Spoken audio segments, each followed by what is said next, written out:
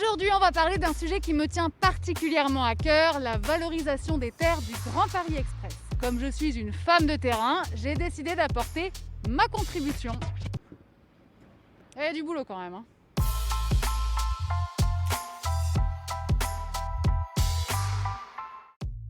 L'évacuation des déblais issus des chantiers du Grand Paris Express, ce n'est pas qu'une affaire de camions.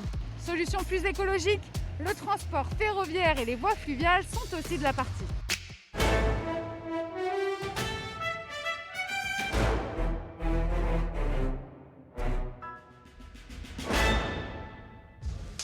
Alors des barges pour évacuer des terres, c'est pas commun. Où est-ce qu'on est ici ? Alors, on est sur la plateforme de Bonneuil, située sur la commune de Bonneuil-sur-Marne. Et effectivement, c'est pas commun, ça fait partie des stratégies innovantes préconisées par la Société du Grand Paris dans le cadre du marché. Alors Elodie, à quoi sert cette plateforme ?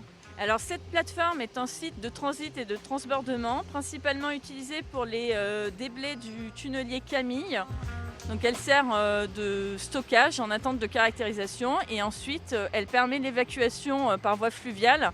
Et quelle superficie fait cette plateforme ? Alors la plateforme fait 47 000 m², dont 30 000 m² sont alloués pour la gestion des déblais. Quand a eu lieu la première phase d'évacuation des déblais sur ce site ?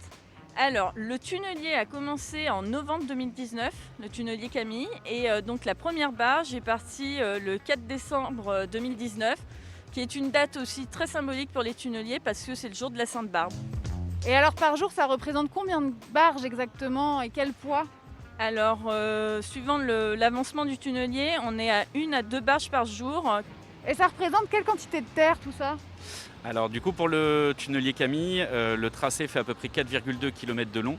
Et donc pour ce tracé-là, ça représente à peu près 750 000 tonnes de déblais qui vont transiter par cette plateforme.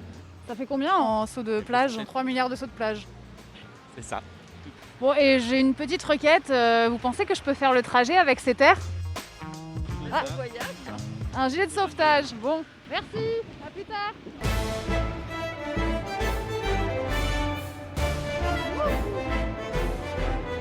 Bonjour.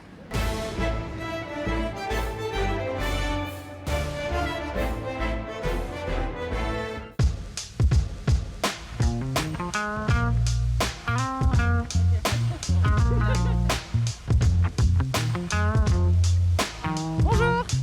Bonjour. Où se trouve-t-on ici exactement ? Ici, on se situe sur la plateforme de Cemex à Boifle, qui est sur la commune de Boifle et de Courcelles. Concrètement, les déblais qui viennent d'arriver ici, par exemple, que vont-ils devenir ?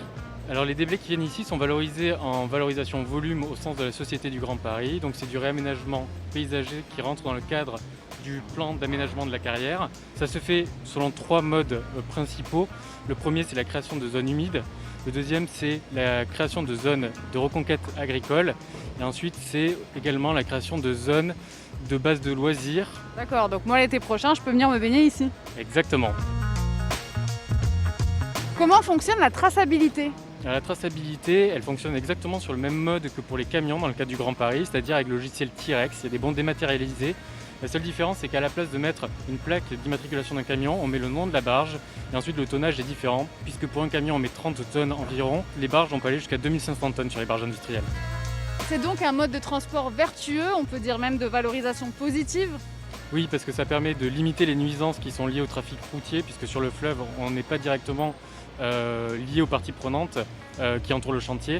Donc on évite les nuisances sonores, la poussière, et on permet également de réduire les émissions de CO2 puisqu'en fonction de la localisation du chantier et la localisation des zones de remblaiement, on peut économiser entre 30 et 50% des émissions de CO2 par rapport au trafic routier.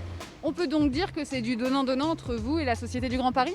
Oui, clairement, on est dans une démarche de donnant-donnant puisque les déblais nous permettent de participer au projet d'aménagement de la carrière. Et en plus de ça, ils participent également à la notion de double fret avec nos barges qui viennent alimenter les centrales à béton à Paris. Et on est vraiment dans un contexte d'économie circulaire.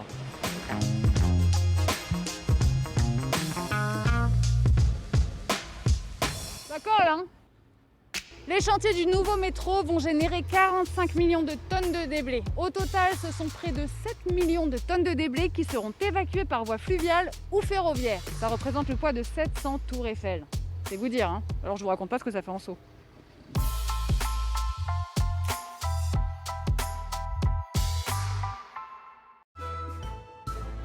C'est bon, on a toutes nos terres? Elles ont pas le mal de mer?